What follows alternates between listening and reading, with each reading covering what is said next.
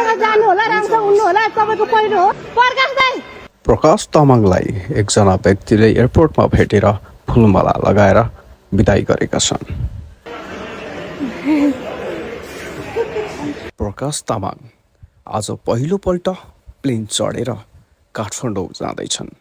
काठमाडौँ गएर उहाँले प्रधानमन्त्री केपी शर्मा ओलीसँग भेट्ने भनिएको छ।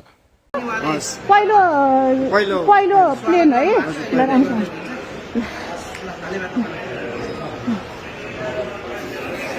ल दाइ, ल राम्रोसँग जानु होला है।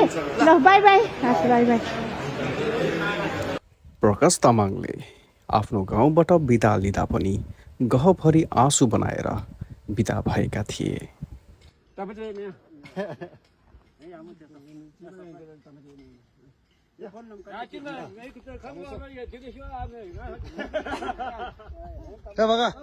बाई